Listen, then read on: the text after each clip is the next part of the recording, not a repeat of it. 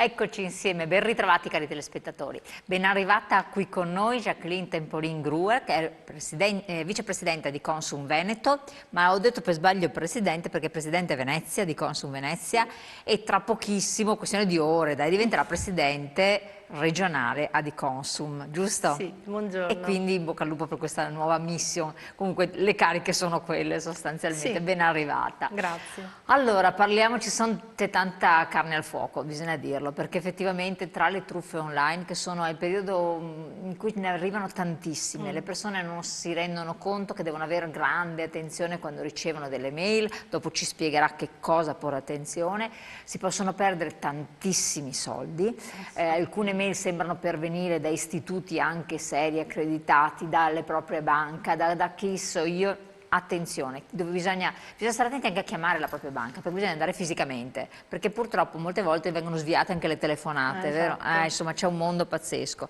Poi quindi parleremo di sicurezza online, a chi fare denuncia, in che termini e come, quando è, quindi qual è l'autorità preposta, quali sono i reati sanzionati effettivamente, perché uno dice ma posso denunciare questo, che prove, cioè c'è anche un po' di timore. Esatto. E poi vedremo se riusciamo a parlare di investimenti sicuri, insomma di conoscenza del mondo della finanza online.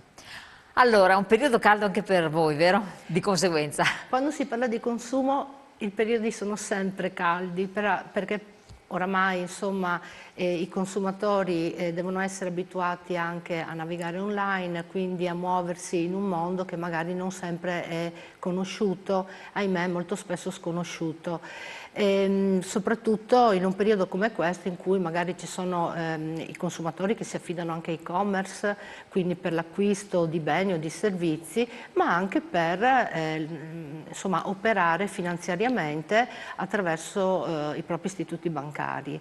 E mai come adesso bisogna proprio fare attenzione perché ahimè ci sono degli hacker sempre all'agguato che cercano di carpire proprio i dati personali e l'identità digitale degli utenti, ma anche l'identità finanziaria. Ecco, ho detto prima una cosa, l'e-commerce.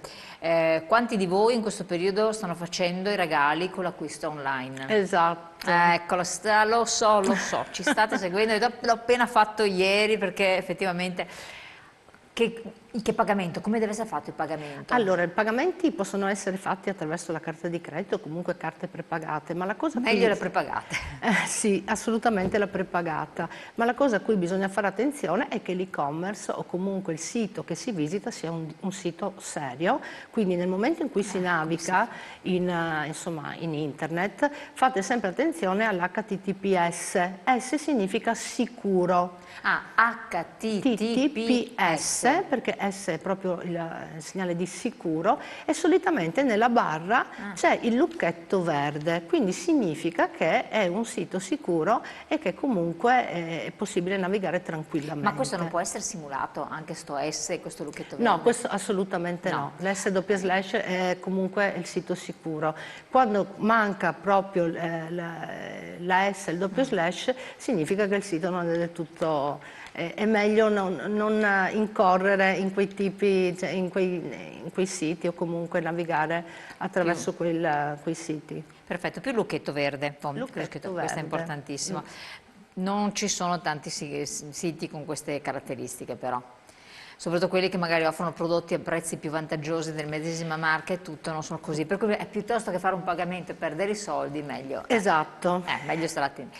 Poi ci sono dei pagamenti che sono più consigliati rispetto ad altri, se uno magari deve acquistare una cosa. Ma io potrei, allora, il pagamento, io consiglio sempre, come hai detto tu giustamente, la carta di credito prepagata, nel senso che io ho un plafond nell'eventualità ci dovesse essere una truffa o comunque riescano a carpire i miei dati personali e finanziari, riescono a carpirmi solo parte di quello che c'è nel plafond, insomma, della carta di credito, o comunque pagamento alla consegna. Altra cosa potrebbe essere quello. Però perfetto. purtroppo non tutti hanno il pagamento alla consegna. Infatti bravissima, anche questo è un altro rischio. L'altra cosa, e qui stiamo vedendo poi delle immagini che ci richiamano l'intelligenza artificiale che sottende anche un mondo di grande attenzione perché ormai si stanno specializzando i delinquenti anche su questo tipo di utilizzo per formulare dei raggiri. Quando si aprono certi siti si può ricevere, essere oggetto di phishing. Phishing. Che cos'è? Il phishing E è quindi una perché stare pratica. attenti? Il phishing è una pratica molto comune ultimamente, nel senso che è proprio un'ingegneria sociale diventata, nel senso che tramite alcuni link che il soggetto visita, che l'utente visita, praticamente vengono carpiti ed indirizzati verso dei link che sono dei link, insomma, dei link civetta, e quindi vengono poi defraudati da tutti i loro beni o comunque anche inviati a siti che non sono, che insomma sono siti commerciali non del tutto diciamo autentici o comunque corretti. Come accorgersi? Come accorgersi? La prima cosa da fare è soprattutto fare molta attenzione, nel senso che allora, diciamo che così, l'educazione finanziaria non comprende solamente il buon utilizzo del denaro, bisogna essere consapevoli, stare molto molto attenti a come si utilizza la propria identità digitale e finanziaria. Cosa vuol dire identità digitale? L'identità digitale sono tutti i miei dati che sono praticamente inseriti o insomma, nella carta d'identità digitale o comunque inseriti nelle piattaforme internet dove io inserisco tutti i miei dati, no? E quindi vengo riconosciuto direttamente dal sito. Come fare attenzione? La prima cosa è non cliccare in link sospetti. Fate sempre attenzione al link. Il vostro istituto bancario non vi invia SMS, mail o link. Se dovesse inviarvi delle comunicazioni, vi chiama direttamente al telefono con il numero dell'istituto bancario, oppure vi invia una mail alla vostra mail personale, ma dovete fare attenzione che l'indirizzo mail da cui arriva la comunicazione sia quello della vostra banca, o comunque vi invia una comunicazione scritta attraverso insomma, la posta normale.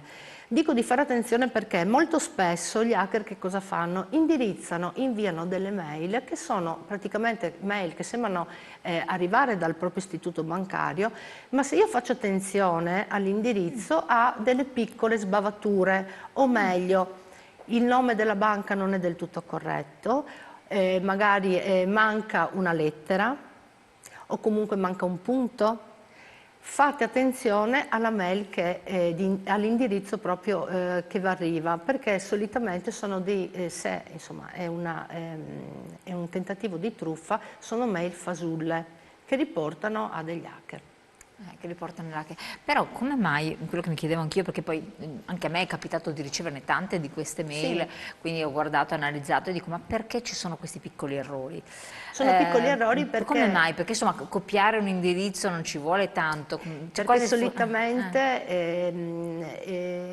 arrivano hanno una provenienza che è estera.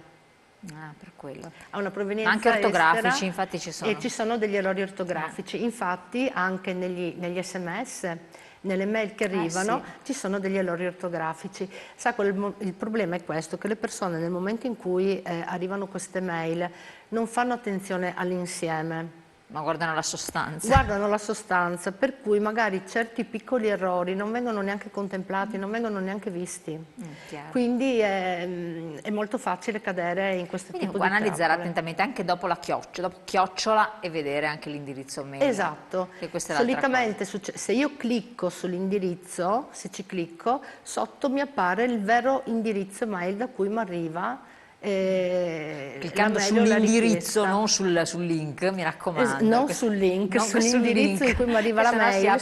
Se clicco sull'indirizzo solitamente poi mi compare l'indirizzo corretto da cui mi arriva insomma, la comunicazione piuttosto che la mail. Perfetto. Vediamo una mail, sì, penso mail o WhatsApp arrivato da una nostra telespettatrice che non sono riuscita a leggere. Buongiorno, vi ringrazio per i consigli utili, soprattutto per questo periodo caldo. Anna da Verona. E quindi ringraziamo Anna ringraziamo la ci segue. Allora il phishing quindi mira a portare via i nostri dati. Carpire i dati poi per i dati personali o comunque finanziari, proprio per svuotare definitivamente anche il conto corrente, perché è successo a tantissimi dei nostri utenti che si sono rivolti agli sportelli di aver a seguito del ricevimento, della ricezione di SMS al proprio cellulare o di mail, aver cliccato su questi link, i quali riportavano in un altro sito, chiedevano i dati personali o comunque i dati, le password per accedere al proprio conto corrente, dopodiché si sono trovati il conto corrente svuotato. Un'ultima conciliazione che ho seguito, praticamente sono stati carpiti con 100 operazioni in 8 giorni quasi 40.000 euro. Mamma mia. Quindi se sì. non se ne accorge in tempo l'utente, il conto corrente viene completamente svuotato. Sì. Bisogna fare attenzione, nel senso che nel momento in cui si riceve, ad esempio, un messaggio con una richiesta di bonificare o di attuare delle operazioni bancarie in maniera repentina, solitamente è un tentativo di truffa. Ecco, esatto. Però ci sono persone, c'è un altro messaggio, ma se il sito non è HTTPS, come posso fare acquisti su quel sito? Meglio non farli. Meglio non farli o comunque in internet provare a vedere, insomma, cercare se il sito è un sito magari affidabile, se ci sono altri utenti magari che hanno utilizzato e hanno acquistato magari sono stati truffati, a meno che non siano giudizi falsi. Infatti, no, perché questo qua del lucchetto verde, siccome ho fatto delle prove prima della trasmissione, guardate eccetera, è vero, ci sono anche cosette interessanti su HTTP senza S, forse le più interessanti. Lo so, perché io non sapevo questa cosa dell'S, e però il lucchetto verde io non l'ho mai trovato. E questa è bisogna fare molta attenzione. Per cui alla fine ti smorza anche, perché magari quella cosa, quel prodotto che vedi che è interessante eccetera, io non ho trovato sta benedetta S finale, vabbè. Investimenti, lo dico perché poi è un periodo che magari le persone poi saranno a casa qualche giorno, magari chi va in ferie, chi invece o è pensionato è a casa e fa qualche investimento, e arrivano tante cose allettanti, chissà perché. Questa è un'altra cautela grande. Esattamente. Allora, anche gli investimenti. Quando una banca invia una mail o comunque una finanziaria o una società pubblicizza degli investimenti online? Mai. Bisogna fare attenzione. Se la banca vi propone un investimento, chiama direttamente l'utente affinché l'utente o comunque il correntista si indirizzi, vada allo sportello, si diriga allo sportello a parlare direttamente con chi di dovere, che può proporre un investimento piuttosto che insomma, qualcos'altro che riguardi praticamente l'istituto bancario. Difficilmente le banche inviano, pubblicizzano investimenti, e così anche le finanziarie. Vi può essere la pubblicità alla finanziaria, insomma la pubblicità, ma è solo a titolo informativo e pubblicitario. Certo, quindi stare molto attenti. Torniamo su questi temi, poi rispondiamo anche naturalmente ai vostri WhatsApp, ai vostri messaggi. Abbiamo la pubblicità qualche secondo, tra poco.